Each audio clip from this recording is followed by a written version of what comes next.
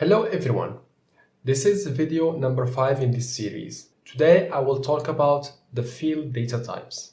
Remember, when indexing files in Elasticsearch, we have a process that is called mapping, which can be done either manually or automatically.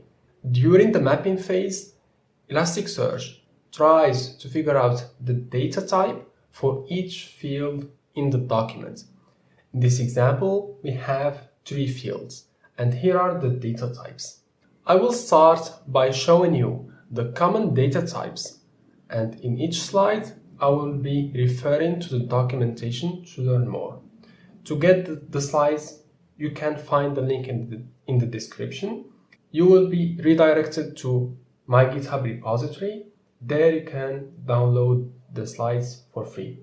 In this category, we have the binary data field, which accepts a base64 encoded string. This field is not searchable and is not stored because simply the base64 encoding is too expensive to store.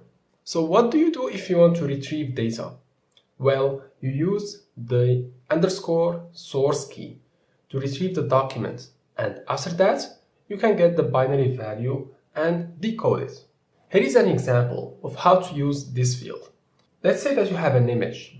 First, you encode it to get the binary representation, and after that, you index this encoded string. Alongside the binary data field, we have the Boolean data field, which is very simple. You store true or false values. We have numbers. They can be long, integer, byte, short, and others. We have dates. And finally, the keyword data type. You will use the keyword data type if you want to filter or sort the documents, because as you can see, the use case for the keyword data field is when you have IDs, zip codes, etc. Now, before I move to the other category, I will stop and go to the notebook to show you how to use the data types that we have seen for now. So here we are going to use this notebook. You can see that once again I am referring to the documentation. The first step again is to connect to Elasticsearch, and here is how you use the binary data field. Here I am creating a new index specifically for this data type, and here you can see that the image data will be stored in binary format. Okay, so let me create this index. And here I am just taking an image. Basically, I am taking this image and I am using the base64 package to get the base64 representation of the image. And here, let me run this cell. So here I am just printing the first 100 characters, but if I show you the length of this string, you can see that it contains well over 270,000 characters, which is very big. So this is why we don't store this kind of data in Elasticsearch, and it makes it not searchable.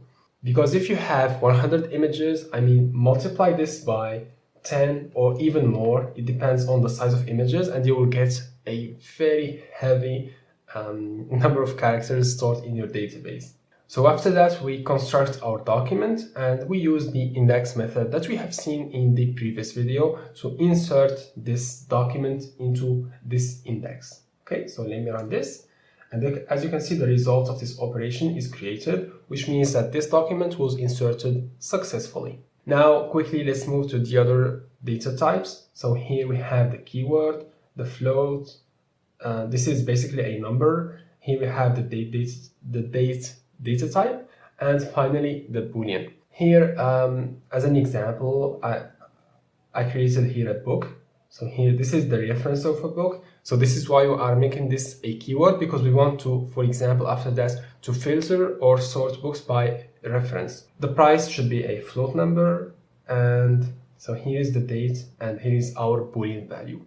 And we can insert this document to this index, and one more time we have created, which means that this operation went successfully. Awesome. So now let's go back to the slides to see the other categories. Now let's move to the objects types.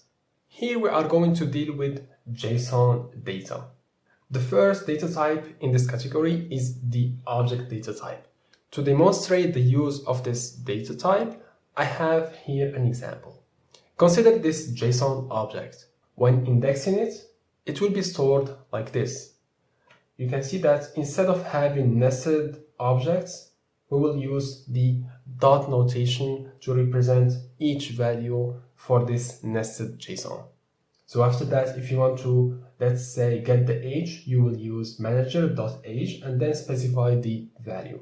This is one way of indexing a JSON object, but we have other data types in this category, like the flattened object. You will use this one if you are dealing with deeply nested JSON objects. Otherwise, stick with the object's data type.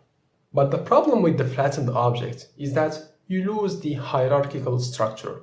I will show you what this means later in an example. We also have the nested data type. This one is used when you have an array of JSON objects. And the great thing is that this type preserves the relationship between fields. Now, here is the example that I was talking about. Say that you have this JSON object. You can see that the user contains an array of objects. When indexing it, it becomes like this. If you use the flattened data type, you can see that we lost the relationship between fields. Before, we had Alice White in the same object. But now, if we try to get this person's first and last name, we won't be able to do that because they are not aligned in this array. The problem though will be solved if you use the nested object data field. So in the nested data type, you will have Alice and here you will have White. And this will preserve the relationship between your fields. Now, before I move to the other category, let's go back to the code to see how to use these data types. So in the same notebook, I have the object types. Here, this is how you use the object data type. You can see that we have basically a JSON file with two keys, first name and last name. And both of them are type text. We will see this in the slides. Don't worry about it. Okay, so we created the index. And here, so this is my document. So an author contains the first name and last name. So when running this, so it says created, great. So we indexed the values inside this index. And in a later video, I will show you how to search or get documents. So don't worry about this for this video. For the flattened version, so it's simple. So you take the same author document and here you just specify flattened and ElasticSearch will do the job to convert the document into a dot notation. Okay, so let's create the index. We have the same author, basically we have the same document, but internally it will not be saved the same way if we have used data type or flattened or even nested data type. Okay, so let's move to the last data type, which is nested. Again, so here the only thing you do is to change this from flattened to nested. But for nested, you need to make sure that you have an array of objects. Okay, so let's create the index and let's index our documents. So here, remember, you have a set of documents in your document. And here, basically, you can see that we have these objects and the nested data type will make sure to preserve the relationship between the fields. So John Smith will be preserved instead of being thrown out randomly. Okay, so this is what I have for you for the objects data type. Now let's go back to the slides. Now we are going to talk about the text search types. The first data type in this category is text. We can use this data type to store a string of text. But this is different than using the keyword data type because the text data type is optimized for search. For example, you can take the body of an email or the description of a product and store it. But when you do that, so let me show you this example. Let's say that this is the description of a product stored in this document. And if you specify this field to be stored as a text data type, ElasticSearch will try to analyze the document and optimize it for search. We also have the completion data type, search as you type, and the annotated text.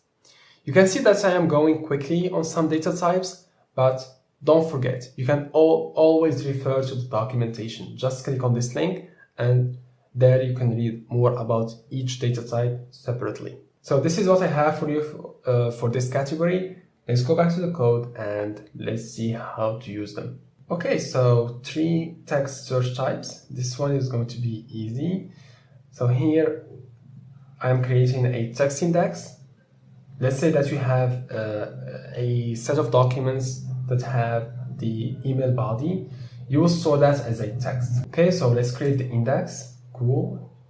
And here's our document. It has just one field, the email body. Let's insert it, and great, it works. For the completion, you will use, here you need to use this suggest. Basically, for each document, you will have a set of inputs. So if you are typing Mars, it's going to give you, if you are typing, for example, MA, it will give you Mars, because this is the closest completion to what you were typing. And here, you basically you have a set of documents, and based on what you are typing, ElasticSearch will try to analyze the text that you have written and the inputs that you gave it in each document. And after that, it will give you the closest match. So let's create the index. So here we have our documents, and basically you use the index method to add them like this. And here we have created, which means that everything went well. Finally, in this video, I will talk about the spatial data types. We have the geopoint data type. You use this to store the, for example, latitude and longitude of a point. We have the geoshape. This is used to store complex shapes like this. Here you will have a list of points as the field. And we have other options such as the point and the shape data types. This one was quick, but let me show you how to use that in code. Okay, so we arrived at the last section. Let's expand it. So let's start with geopoint. Again, here you have the location. It is set as geopoint. And as I told you, for geopoint, you specify the latitude and longitude. You can do it like this. So you put the values inside an array, and you specify that this is a point, because ElasticSearch will determine that, okay, so this is a point, which means that this should be the latitude and this should be the longitude. And when inserting this, it gives us created. For geoshape, it's the same. So you have the location. So this is just an arbitrary name, but what matters is this. So when you specify geoshape, you need to pass a list of points.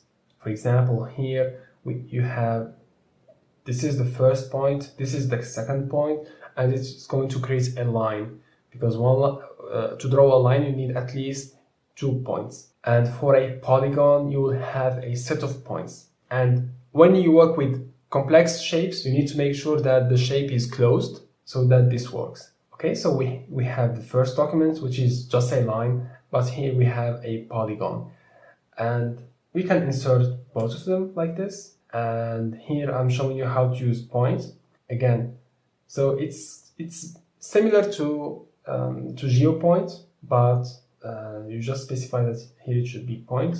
And yeah, this is how you work with spatial data types. That was a lot.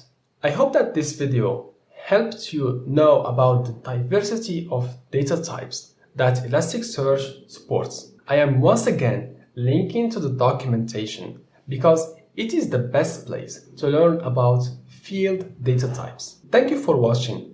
Please like this video, share it with your friends, and subscribe if you like. See you next time.